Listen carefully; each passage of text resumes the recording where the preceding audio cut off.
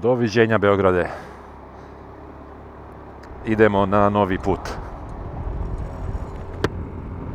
Doviđenja Beograde, a dobro jutro vama dobri ljudi. Još jedan prelep dan. Deluje mi da će biti još jedan vetrovit dan, nažalost, ali šta da se radi, tako je kako je. Godišnji odmor se iskoristiti mora. Mi idemo u novu vožnju. Resetovao sam kilometražu. Bilo je negde oko 90 km od posljednjeg sipanja goriva, pa čisto da vodite i vi evidenciju zbog potrošnje i da znam kada idem na pumpu. Da vidim čisto koliko ću danas da pređem. Ja sam računao jedan put od jedno 300 km.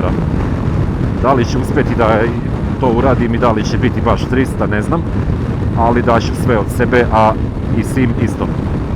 Neki okvirni plan za današnju rutu je: idemo preko Obrenovca do Šapca.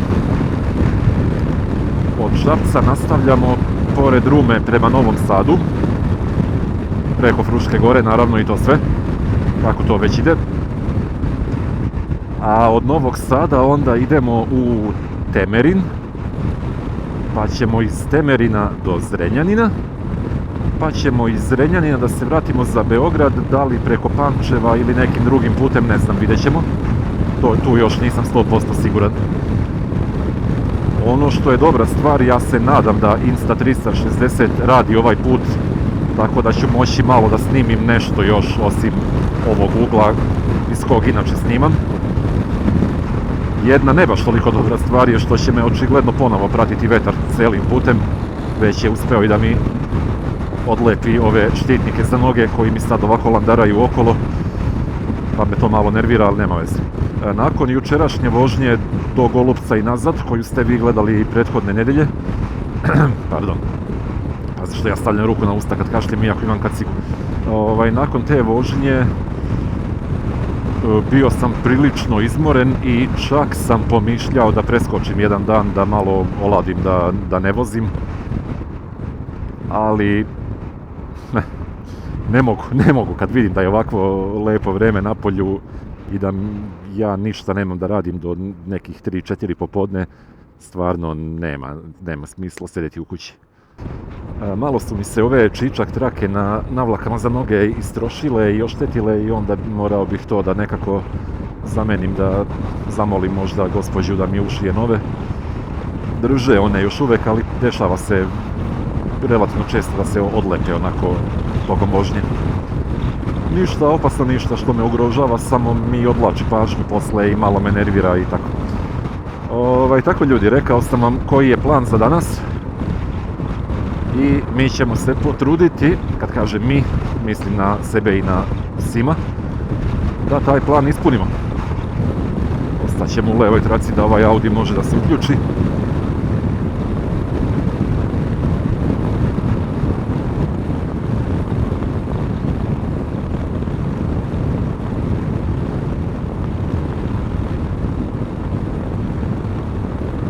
Vidim da mu se žuri. Meni nije nešto baš da se žuri, ali ne bih baš ni da se vozim 8 sati. Tako da gdje mogu da iskoristim i da ubrzam, ja ću da iskoristim. Gdje ne mogu, ćutim i trpim. Jer morat ću da prođem i kroz Novi Sad i kroz Zrenjanin i bit će tu onda malo verovatno gužve i malo zastoja i malo usporavanja. Pa dok smo na otvorenom putu da vozimo kao što može da se vozi. Ovog današnjeg dana, u ovoj današnjoj vožnji, mislim da neću imati ništa od autoputa. Juče mi je bilo sasvim dovoljno autoputa od Beograda do Požarevca, odnosno do Male Krsne, pa u povratku od Golupca od Male Krsne do Beograda dovoljno mi je autoputa i kamiona i vetra i buke i svega za narednih nekoliko dana.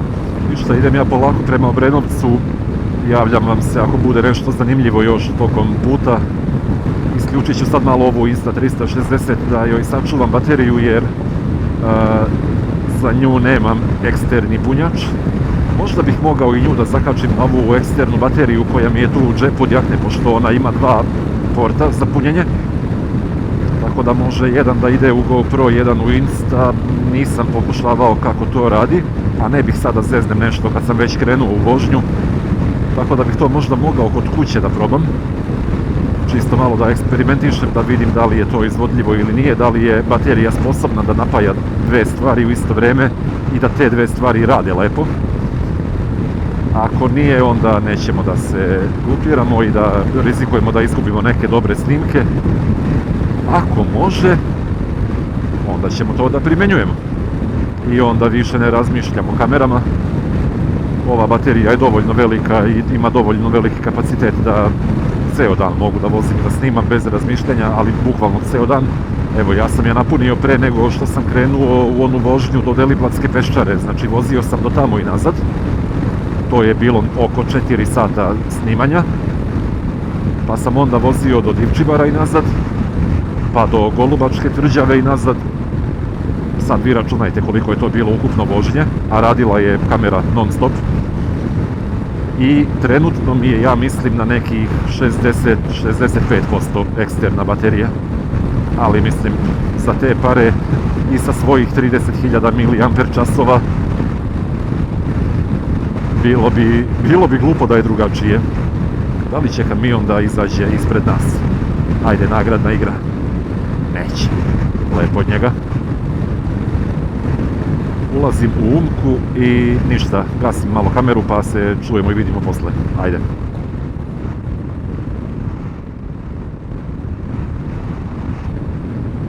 Jel ovdje imamo neke radove na putu? Ne.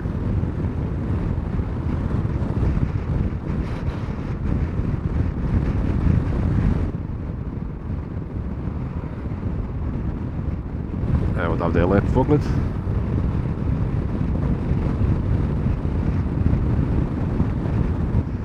Ja nisam uključivao navigaciju čisto da malo sačuvam bateriju od telefona jer treba će mi ceo dan. Ja mislim da kad se ide kroz Obrenovac da postoje dobri putokazi za Šabac. Jednom sam vozio tuda, ali zaboravio sam, ne mogu baš sad tačno da se setim, ne bih na pamet umeo da prođem. Tako da ću da pokušam da rizikujem, da krenem bez navigacije, pa ako vidim da ne ide, uključit ću je negdje u Obrenovcu, pa onda da me izvuče. Ok, to je bio onaj dosadniji deo, izašli smo iz ovih sela. Sad bi trebalo ponovo da izađemo na neki malo otvoreniji put. Obrenovac, Šabac, pravo, to je lepo. Kad imam putokaz za ono što meni treba.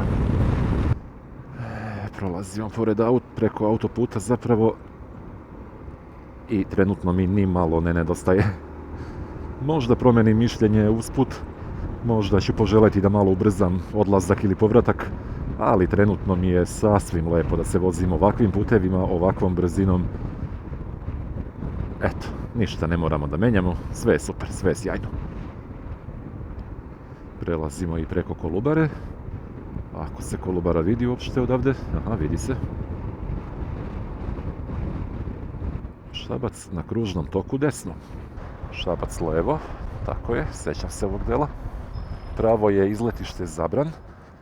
Deluje jako lepo, kao jako lepo mjesto za odmor, za malo relaksacije, za lepu vožnju do tamo. Može čak i par lepih kadrova da se napravi sa neke fotografske ili videografske strane. Pa eto, ako se vozite ovih dana, a ne ide vam se negdje daleko od Beograda, razmislite o Zabranu i o generalno okolini Obrenovca, ima zanimljivih stvari da se vidi. Kuda sad? Surčin. Tamo Zabrežje, tamo ovamo je Šabac i Valjevo, mogli su staviti neki znak na ulazu u kružni tok. Dobro je, snašli smo se. Ovaj će da skrene levo.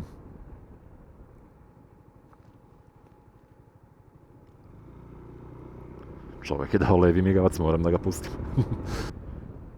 Izvolite, gospodine, mladi. Šta sad radimo? Šabac, bravo. Ok. Aha, sad će Šabac da bude desno. Dobro, da se ne provlačimo nešto onda mnogo do semafora. Mada, pošto ovaj tamo stoji, jer on vjerovatno ide pravo, mi ćemo da skrenemo desno. I idemo dalje. Nećemo mnogo da jurimo, ovaj tamo nam blicka vjerovatno ima policije ili tako nešto. Tako da nećemo da se zalećemo. A gdje bi policija mogla ovdje da stoji, a šta vi mislite? Ja nisam odavde pa ne znam. Ne vidim ih. Možda i nije policija, ko zna kome je onaj blickao i zašto. Nema veze, neću ja da preterujem sa brzinom. 30 km sam prešao od polaska. Trenutno je 7 sati i 20 minuta. Ja sam recimo negdje baš oko 7 krenuo. Lep je ovo pravac da se onako lepa brzina razvije. I mogu da razumem da tu negdje stoji radar. Nepreslušan izvor prihoda. Ali ja stvarno ne vidim gdje bi mogli da budu. Jedino ako su u nekim civilnim kolima, što sam recimo video kad sam se vraćao iz Deliblatske peščare. Ima onaj jedan pravac gdje je novi put urađen i sad pošto se druga traka puta, odnosno druga, kako se to kaže, linija, jeli, u drugom smjeru, pošto se još uvijek radi, u ovoj jednoj se vozi dvosmjerno, potpuno prav put, širok otprilike kao i ovaj ovdje, kao Ibarska magistrala, na primjer, i ograničenje 50 na sat. Mislim, stvarno. I naravno stoje sa radarom i eto. Ok, izlazimo iz naseljenog mjesta, sad možemo malo brže, ja se nadam. Ne možemo 50 i ograničenja i ovdje, ali evo ga, ovo je moj omiljeni antiradar. Neko ko će ovako da me pretekne i da zašto? Da bi skrenuo sad za 50 metara. Dobro, ok. Super. Dobila si 3 sekunde vremena, čestitam. Kamera. I to bi trebalo da je to. Izlazimo lagano i iz Obrenovca. Šabac 47 km, može.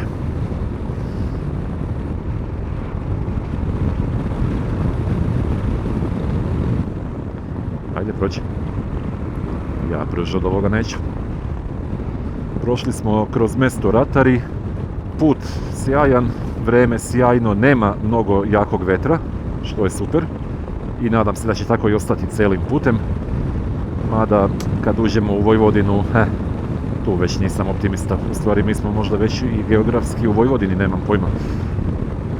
Uglavnom, poenta je kad tamo uđemo baš u onu pravu ravnicu. Ovdje još uvijek se nazire po neko brdašce i neki prevoj. Sad, sudeći po onom dimu koji izlazi iz termoelektrane, vetar je prilično jak ili je vazdušni pritisak prilično nizak, pa je dim onda onako legao, što se kaže. Što se mene tiče, više bih voleo da je nizak pritisak nego da je jak vetar. Nizak pritisak znači da će da bude malo lošije vreme sutra, možda preko sutra, što je meni potpuno ok, danas će da bude lepo. A jak vetar znači da će ponovo da me nervira tokom vožnje i da mi duva i da mi smeta i da pravi buku i da mi otežava vožnju i to mi je onako malo de. Ja, brate, kad hoću vetar, ja sebi napravim vetar. Viiii! Kad neću vetar, skupim se i vozim ovako. Ajde malo da smanjimo brzinu, ulazimo u zonu škole, znam, izvinjavam se. Ko neće da uspori, evo mu ležeći policajac. Tako. Za ove manijake iz Beograda što voze motore 60 na sat. Mogao sam da prođem i pored njega, ali ajde da budemo fini. Ovdje beše imala jedna kuća koja jako zanimljivo izgleda, onako stara je, zapuštena, ali deluje jako fotogenično. Sećam se baš i prošli put kad sam išao u Šabac da sam je zapazio. Da, inače prethodna vožnja do Šapca je bila na Mustangu.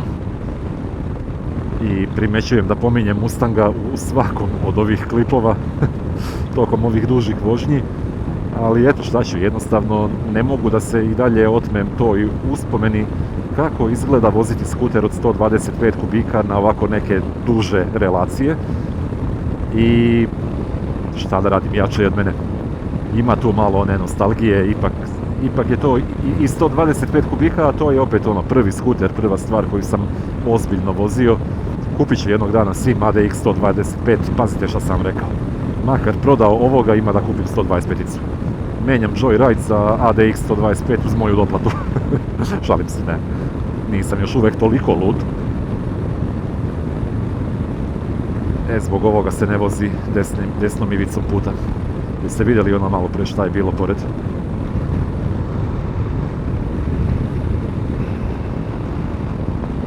Što je ovo lepo kada ljudi imaju neki drvored i neke biljke pored ograde. Mnogo lepo deluje, zaklanja malo pogled, daje neku privatnost, smanjuje buku koja dolazi sa puta, prečišćava vazduh. Mnogo benefita, a mala investicija da se u svakom dvorištu pored ograde zasade neke tuje, čempresi, neko drvo, bilo kakvo. Što da ne? Evo ga Nikola Tesla. Mislim da je ovo B, jel tako? A je ona druga, malo veća, čini mi se. Ako sam lupio, ispravite me, ispravit ću se ja na ekranu. Kad su bile poplave 2014. godine, sećam se, ja sam tad radio u EPS-u i sećam se da smo imali dobrovoljnu akciju ko hoće da ide da brani tent. I ovdje je posljednji put kad sam prolazio, kad sam išao Mustangom, ovdje je bio jedan sloj ugljene prašine na putu i znam baš da sam prokomentarisao koliko to može da bude da dođe glave nekome, pogotovo na 2 točka.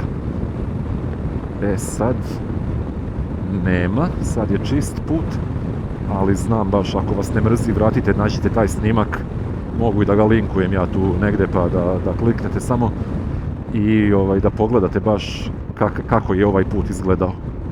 Bravo majstore. Pa dobro, kad ja na skuteru mogu da radim ovakve stvari, što ne bi mogao i on. Da se vratim na temu, krenule one poplave i sada veliki je rizik da će Sava da se izlije i da poplavi termoelektranu i onda je cijela Srbija u problemu. Kao da ovako nije bila, jeli?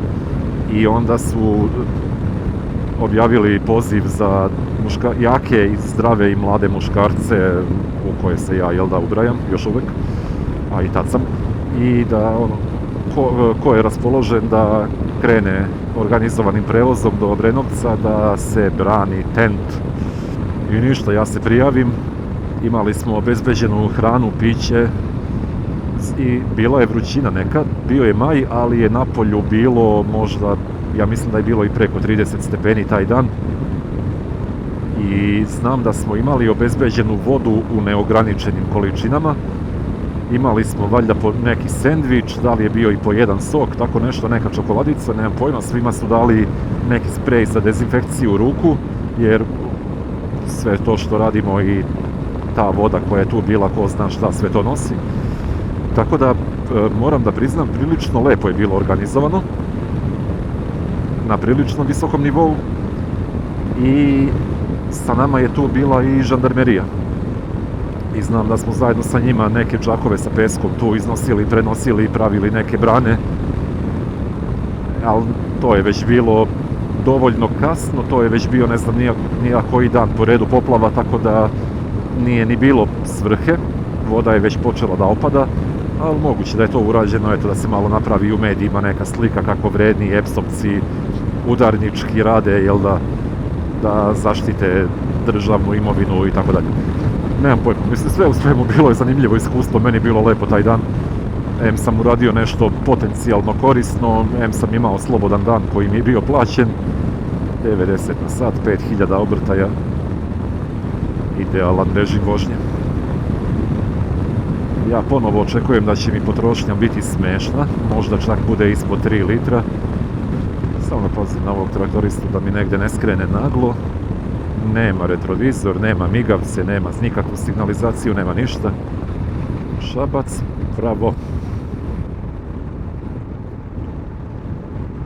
Gorivo nam ne treba još uvek.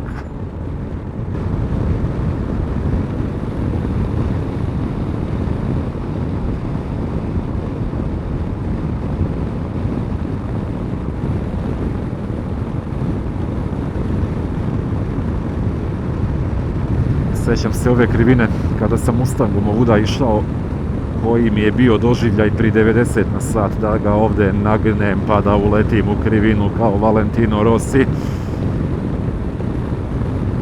Dobra stara vremena. Konačno neka krivina. Šabac i dalje samo pravo. Vidite sad ovako, ja ne volim da vozim uz desnu ivicu puta, ali pošto ovaj kombi vozi skroz uz levu ivicu, uz belu traku, ja se osjećam nekako komfornije ako vozim ovako malo desno, jer onda ja imam i bolju preglednost, ja sa njegove desne strane vidim, evo sad kad izađemo na pravac pokazat ću vam, ja sa njegove desne strane mnogo bolje mogu da vidim šta se nalazi ispred na putu. I ako on naglo zakoči, meni je mnogo veća šansa da prođem sa njegove desne strane nego što je, to jest mnogo je bezbednije da prođem sa njegove desne strane nego da uletim u levu traku. Pogledaj, vidi kako on vozi. Čovjek ode u levu traku. Mislim, mogu da se kladim u šta hoćete da gleda u telefon i vozi, ali hajde sad da ne optužujem čovjeka bez dokaza. Mnogo mi se sviđa ceo ovaj predeo. Jako je lepo. Cijela mačva je generalno prelepa. Jedino što bih voleo da vidim na ovakvim putevima je ograničenje 90 km na sat. Jer realno 90 na sat je skroz odgovarajuća brzina za ovakav put. Evo, ovoliko. Šta fali ovoj brzini? I da ne mora da se smanjuje na 50 ili tako nešto pred svaki sporedni put, pred svaku krivinu. Znači, ako je neko dovoljno lud da sa 90 na sat uleti u oštru krivinu 90 stepeni, ok, pustimo prirodnu selekciju da uradi svoj posao. Dobro došli na teritoriju grada Šapca, bolje vas našli. Kao što rekao, kad sam išao do Golupca, kad sam video sličan znak, nadamo se da ćemo uživati u svom boravku u vašoj opštini.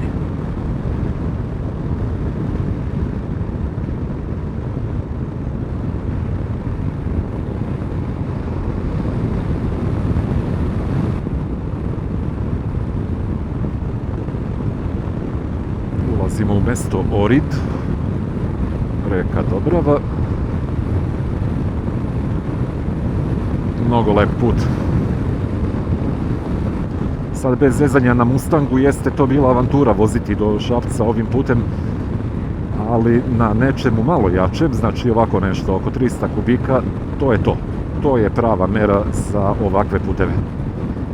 Kad ja na pola gasa i manje od pola mogu da vozim 80-90 i da zaista uživam u vožnji, a ne da ga konstantno držim na punom gasu, ovo je pravi osjećaj.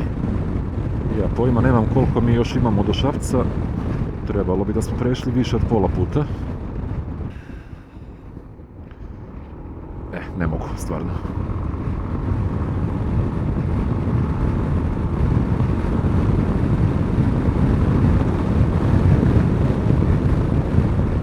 Zbog toga je ovo bolje nego 125 kubika.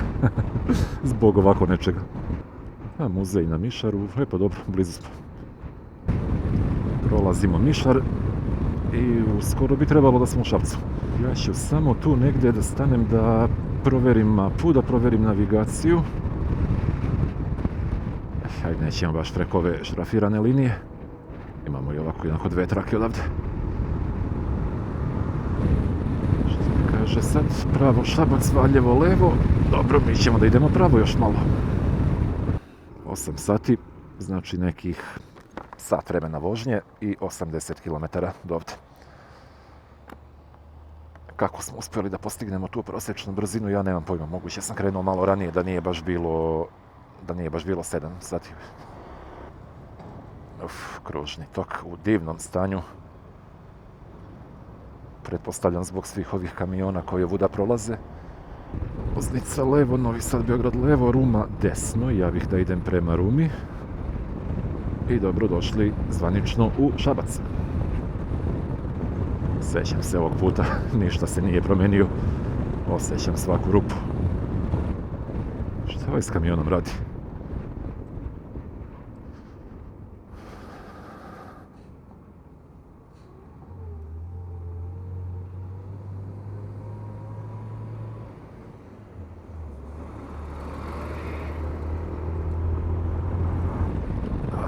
ja dobro vidim. Semafor ne radi. Ja ću da idem ovdje desno. Jer mislim...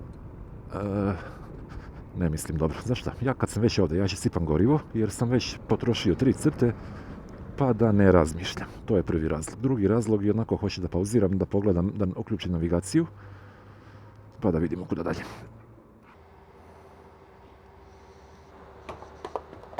To je to. Potrošnja 2,98. Pravim pauzu 2 minuta da idem da kupim kafu neku da imam za usput i nastavljam dalje.